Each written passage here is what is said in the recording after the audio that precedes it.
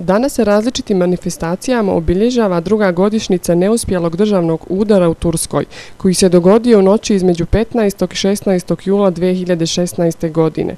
Dan demokratije i nacionalnog jedinstva obilježit će se i u svim gradovima Sandžaka. Tokom manifestacije Dan demokratije i nacionalnog jedinstva za večeras planiran je komemorativni skup u Novom Pazaru na kojem će se obratiti ambasador Turske u Srbiji Tanju Bilgić, predsjednik Bošnjačkog nacionalnog vijeća Sulejman Ugljanin i gradonačelnik Novog Pazara Nihat Biševac. Istim povodom u Sjenici je tokom dana posađeno drveće u spomen na šehide, dok će 14. jula u Beogradu biti održana dječja trka na Kalemegdanu pod sloganom "Pedale se vrte za prijateljstvo i demokratiju". U Rožajskom kulturnom centru održana je konferencija pod nazivom 15. jul. U Ribariću na području opštine Tutin danas je održan turnir u malom fudbalu. Mi smo kao opština Tutin htjeli da i na ovaj simboličan način održavanjem jednog turnira obeležimo dan neuspjelog puča u Turskoj.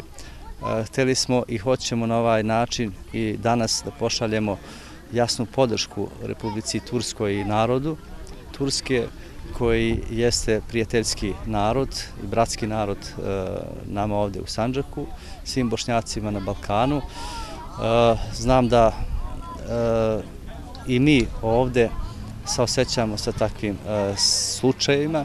Mi jesmo za to da se svuda u svetu poštuju legitimno izabrani predstavnici u jednoj državi, u jednoj instituciji, u svakoj državi i da se ta prava i slobode izražavanja i na kraju odabira vlasti i predsjednika poštuju. Tako da evo još jednom želimo da ponovim da na ovaj način danas u Sandžaku se obeležava i u Srbiji, obeležava neuspjeli puč u Turskoj koji se desio na današnji dan i mi želimo od srca turskom narodu da uspe u svojoj demokratiji i u svom napretku.